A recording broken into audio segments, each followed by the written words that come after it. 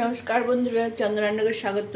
দেখুন আজকে একটা নতুন রেসিপি আপনাদের রুটির সঙ্গে পরোটার সঙ্গে খাওয়ার জন্য এই তরকারিটা করছি। বিট, গাজর আর আলু কেটে প্রেসার কুকারে সেদ্ধ করে নিয়েছি। হ্যাঁ দেখুন, একটু শক্ত আছে। হ্যাঁ, এই দেখুন আলু, বিট আর গাজর সেদ্ধ করে নিয়েছি। এখানে তেল দিয়ে দিয়েছি। এবার দেবো আমি একটু পাঁচফোড়ন। হ্যাঁ, পাঁচফোড়ন দিয়ে কি কি লাগছে দেখুন। এই পাঁচফোড়ন দিয়ে এই লাগছে কাঁচা লঙ্কার পেঁয়াজ, এটা দিয়ে দিলাম তেলের মধ্যে। হ্যাঁ, আচ্ছা, তারপরে এই যে নারকোল, এটাও দিয়ে দিলাম। নারকোল আর পেঁয়াজটা ভাজা হবে। হ্যাঁ, আদা বাটা এতটা না, অল্প দেব। এখানে রসুন আর শুকনো লঙ্কা বাটা আছে, আর সামান্য জিরে আছে, আর কড়াইশুঁটি, ধনেপাতা, আর বাদাম দিলে বাদাম, ব্যাস। আচ্ছা, বাদামটা অবশ্যই ভেজে দেবো। হ্যাঁ, এটা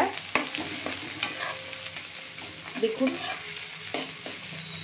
পেঁয়াজ আর নারকেলটা পাঁচফোড়নের সাথে ভেজে দিচ্ছি। হ্যাঁ, পেঁয়াজটা যে খুব ভাজা হবে তা কিন্তু না।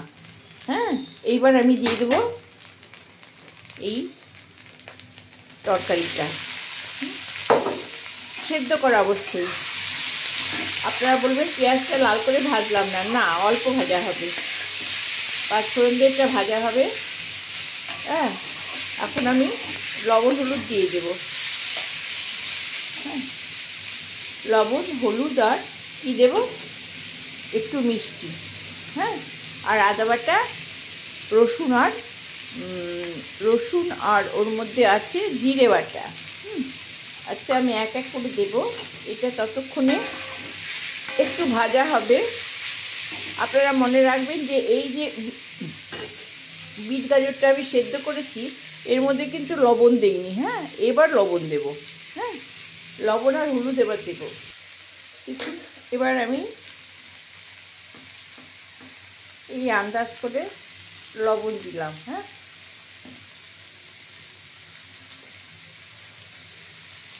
হলুদ দিলাম,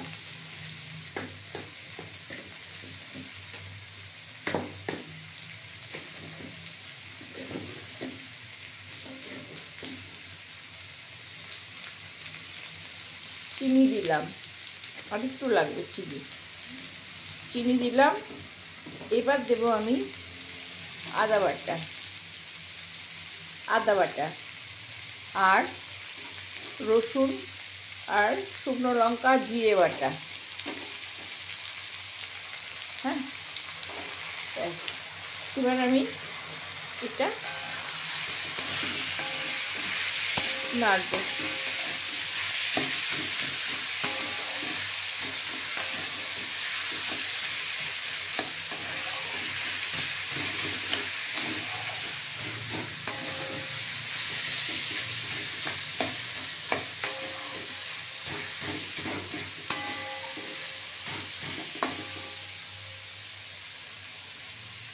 দেব এই কড়াইশুঁটি,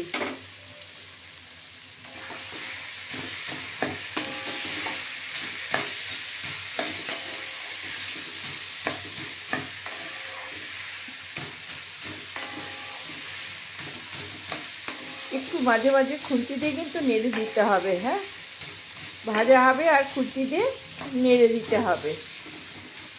আচ্ছা, এবার ভাজা হোক, একটু কষানো হোক, তারপর দেখুন অল্প আছে তরকারিটা মাখা মাখা হচ্ছে। দেখবেন কড়াতে যেন না ধরে যায়। হ্যাঁ, ধরে গেলে কিন্তু পোড়া গন্ধ বেরোবে। এই তো। আচ্ছা, এখানে দিয়েছি কসুরি মেথি। দেখুন একটু গরম হলে এটা আমি গুঁড়ো করে দেব।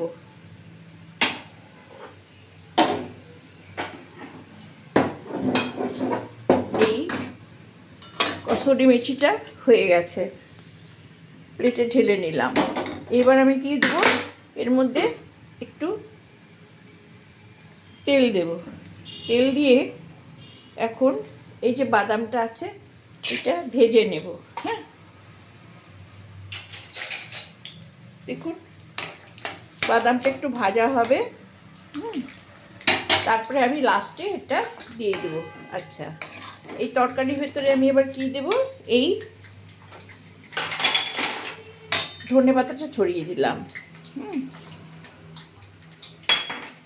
এই তরকারিটা এমন একটা তরকারি যেটা দিয়ে আপনারা সব কিছু খেতে পারবেন। হ্যাঁ, এই তো ধনেপাতাটা একটু দিয়ে দিলাম। এটা নাড়া হয়ে গেলে, এই বাদামটা ভাজা হলে আমি এই তরকারির মধ্যে দিয়ে দেব। হ্যাঁ,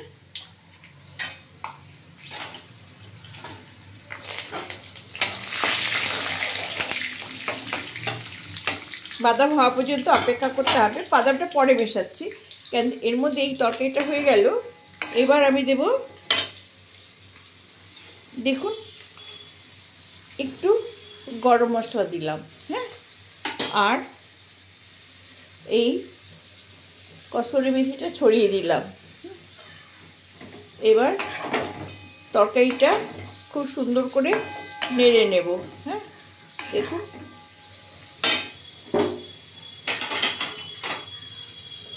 পেঁয়াজ রসুন দিয়ে এটা একটা সুন্দর সকালের ব্রেকফাস্টের তরকারি।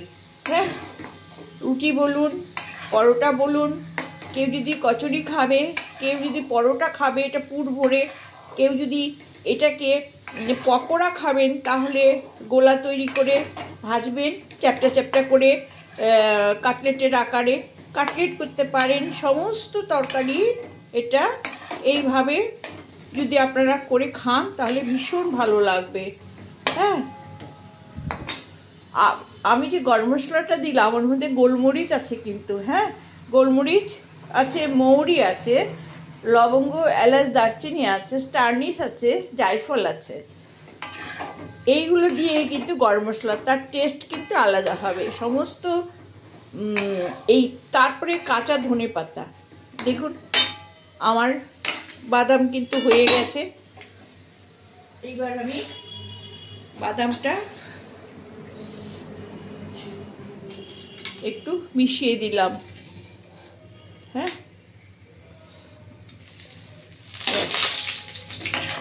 দেখুন বাদামটা কিন্তু সুন্দর করে ভেজে দিয়ে দেবেন। হ্যাঁ, আপনারা চোকলা ছাড়িয়ে দিতে পারেন, চোকলা শুদ্ধও দিতে পারেন। ব্যাস, তরকারি হয়ে গেল। হ্যাঁ, বাদাম কিন্তু কাঁচা দেবেন না, খুব সুন্দর করে ভাজা হলে তবেই দেবেন। হ্যাঁ, বেশি দেবেন, বেশি ভেজে দেবেন কিন্তু কম ভেজে দেবেন না, তাহলে কিন্তু টেস্ট হবে না। এটা হয়ে গেছে, তরকারিটা হয়ে গেছে। এবার আমি আপনাদের সার্ভ করে দেখা। দেখুন বন্ধুরা, এটা হয়ে গেছে। হ্যাঁ, আর এই যে বাদাম দেখছেন, বাদামটাকে ঠিক এইরকম ভাজতে হবে, কালো করলেও হবে না, আবার কম ভাজা দিলেও হবে না। এই বাদাম আপনারা ওপর দিয়ে একটু ছড়িয়ে দেবেন, খুব ভালো লাগবে। হ্যাঁ, এইভাবে এইভাবে কেটে কেটে রুটির সঙ্গে খাবেন এই তরকারি দিয়ে। হ্যাঁ, রুটি, পরোটা, লুচি সব কিছুর সঙ্গে ভালো লাগবে। হ্যাঁ, ওকে বন্ধুরা, ভালো লাগলে একটা সাবস্ক্রাইব করবেন, লাইক করবেন, শেয়ার দেবেন, আমি খুব খুশি হব। হ্যাঁ, আপনারা ধৈর্য ধরে ভিডিওটা দেখার জন্য অসংখ্য ধন্যবাদ। রাখছি বন্ধুরা, শুভ সকাল।